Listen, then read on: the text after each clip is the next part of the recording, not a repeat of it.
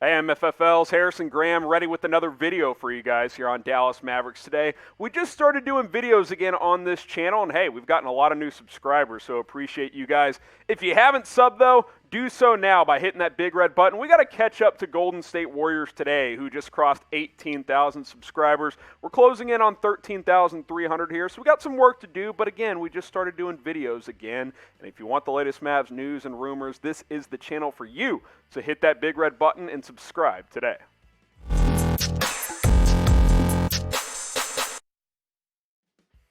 Welcome into Dallas Mavericks Today. I am your host, Harrison Graham. We got a fresh batch of Mavs rumors for you guys here on today's show. And we have to explore a Ben Simmons trade because this has been a hot topic, not just around the NBA and the Sixers and the Mavericks, but just everywhere. This has been the storyline in the NBA after Simmons' just failure of a series as the Philadelphia 76ers got eliminated by the Atlanta Hawks at home in Game 7 on Sunday night. Now, the chatter has been rampant that Philadelphia will trade Ben Simmons this offseason. Now, Doc Rivers today, we got a plan in place to fix Simmons' jumper. I'll believe it when I see it. I've heard that talk before. And to tie it into the Mavericks, both Simmons and Kristaps Porzingis played poorly in the playoffs. They have similar salary cap numbers, so naturally there's been a lot of discussion. How about a KP for Simmons swap? We'll explore that more in just a little bit. Now, Ben Simmons in this series, Tom Haberstroh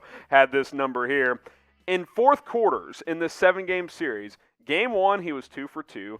Game 2, 0 for 0. Game 3, 1 for 1. And in games 4 through 7, took 0 shots, took a total of 3 shots in the fourth quarter of a 7-game series, and the Sixers have maxed him out.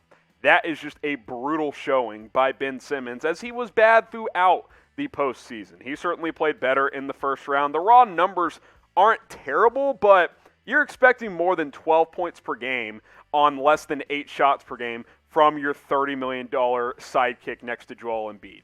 You're just not getting the production that you need. The guy's got the yips or something. He's literally was terrible against the Atlanta Hawks. I don't know if you guys watched Game 7. He literally passed up a wide-open dunk late in that game that would have given the Sixers, I believe, a 1-point deficit with a few minutes to go. Passed it off instead, and that was a huge moment in the game because they ended up going 1 for 2 at the free throw line. Cost him a point.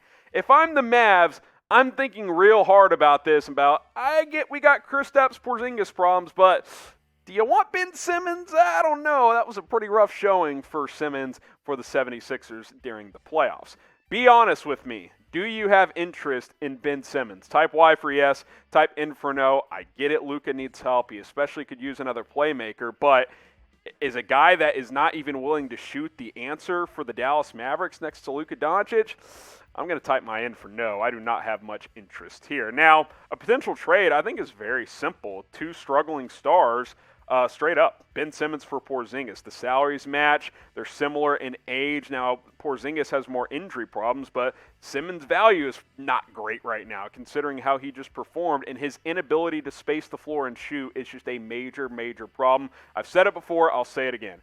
I've got no interest in Ben Simmons. Now, do I want to shop Kristaps Porzingis and see what other player I can get in here next to Luka? Yes, no doubt about that. But I'm not trading KP just to trade KP. I'm not getting him out to get Ben Simmons in. I think that would be a disaster. I think that would be a bad decision from this Mavericks organization to ship out Porzingis for Ben Simmons. Pick a player for me. Type BS for, a BS player, or type KP for Kristaps Porzingis, who might be a BS player as well. Let me know what you guys think down in the comments. Would you rather have Ben Simmons? Would you rather have Kristaps Porzingis on the Dallas Mavericks? Get your votes in right now, BS or KP. Now get subscribed to Chat Sports, our main YouTube channel, which Dallas Mavericks Today wouldn't be possible without Chat Sports. We are going live for the NBA Draft Lottery on Tuesday, tomorrow night if you're watching on Monday, or later today if you're watching on Tuesday morning, 7:30 Eastern, 6:30 here Central Time for those of you in the Dallas-Fort Worth Metroplex. Hey, I know the Mavs don't have a first-round pick, but if you want to see who ends up getting that number 1 pick, then join us on Chat Sports, youtube.com/ChatSportsTV. We will have live coverage of how those ping pong balls bounce and what the draft lottery looks like this year on Chat Sports. youtube.com/ChatSportsTV. That link will be in the comments and the description for you guys. More Mavs rumors here. How about hiring Jason Kidd as head coach? ESPN's Tim MacMahon reported that Kidd's name was brought up in the brain trust of the Mavericks, at least how it sits right now. That, of course, being Mark Cuban, Dirk Nowitzki, who just rejoined the organization in an official capacity, and Michael Finley, who is the VP of basketball operations and a high candidate to replace Donnie Nelson as GM. Apparently, Kidd's name was brought up between that brain trust. He's garnered some interest. The Trailblazers showed interest before he dipped out of that coaching search. I think the Pelicans are set to interview him soon. Kidd has kind of rebuilt his image around the NBA with the Lakers because, let's be honest, he's been pretty up and down as a head coach, which we'll outline in just a little bit. Could Dallas look at him? We'll see. I've got concerns, if I'm being honest. Now, Kidd's a legend in Dallas. He's a legend NBA point guard. There's no doubt about that. Without him, the Mavericks do not win a championship in 2011. That does not mean you hire him as your head coach. Can Jason Kidd be a good NBA head coach? Does he deserve another opportunity to be a head coach? I believe both of those things can and probably are true, but do you want to put your money on Jason Kidd right now when you have to get a guy that can maximize Luka Doncic? With these results, I don't know, man. He just wasn't that impressive as a head coach. Dipped out of Brooklyn after 1 year, which, by the way, was the only year he made it out of the first round. And he was kind of a 500 coach with the Bucks before they fired him in that 2017-18 season, which, by the way, the Bucks kind of took off after they got rid of Kidd and hired Mike Budenholzer, who has been on the hot seat himself, and they've been much better with him than they were with Jason Kidd. Now, Giannis spoke highly of Kidd when he was with the Bucks when they fired him. What does that matter a lot? I don't know. I know LeBron James has spoken highly of him since he's been an assistant with the Los Angeles Lakers for the past couple of seasons, but I'm weary of this. I get nervous at the thought of hiring Jason Kidd. Like, I know Carlisle had some issues, and it's probably fair to say that maybe it was time for both sides to part ways, but to replace Rick Carlisle with Jason Kidd, I don't know. I'd rather promote Jamal Mosley, I believe, a guy that we know Luka Doncic likes and trusts quite a bit. I'm not saying he's not worth an interview, but those are kind of just my 2 cents. I have drawbacks when it comes to Jay Kidd as the next head coach. Who do you want as the Mavs' next head coach? Get your votes in right now. Do you want Mosley? Do you want Jason Kidd, D'Antoni, someone else, Chauncey Billups?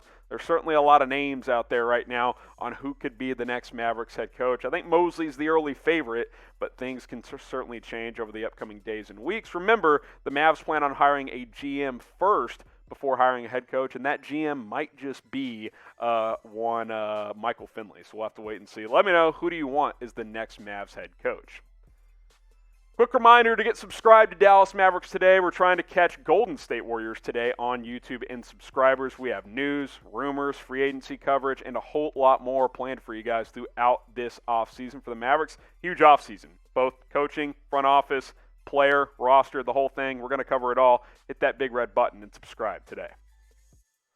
Let's tackle one free agency rumor, then we'll sign off here on Dallas Mavericks Today. How about signing Kelly Oubre in free agency? Bleacher Report says that the Mavs are expected to have interest in the wing who's set to hit free agency after a year with Golden State. He was up and down this year, did some good things, did some not so good things, started really slow, especially from three-point range, picked that up just a little bit throughout the season, and I do think this is one of the better wings set to hit the open market, and at 6'7", 210 pounds, he certainly is an intriguing player in free agency. Like I said, up and down last year, did average over 15 points a game, grabbed 6 boards, 44% from the field, 31.6 from three.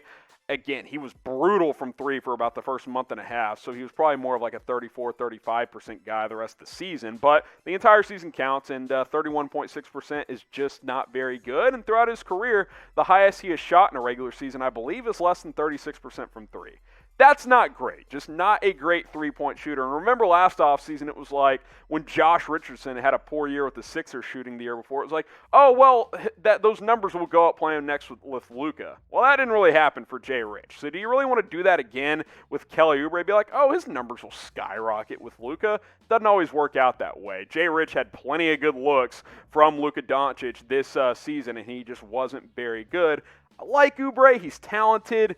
He can get buckets. You could certainly use another bucket getter, but he's not really a playmaker that much. Why not just re-sign Tim Hardaway. That's kind of my thought on this. Sure, Oubre's longer. He's probably a more versatile defender, but I think Hardaway's a player that you know and trust. And if you're gonna go sign Oubre, probably can't afford to bring back a guy like Tim Hardaway Jr. So what do you guys think? We'll sign off in just a second here. Should the Mavericks sign Kelly Oubre in free agency? Type 1 for yes, type 2 for no. Get your votes in on this one, and we'll see you next time.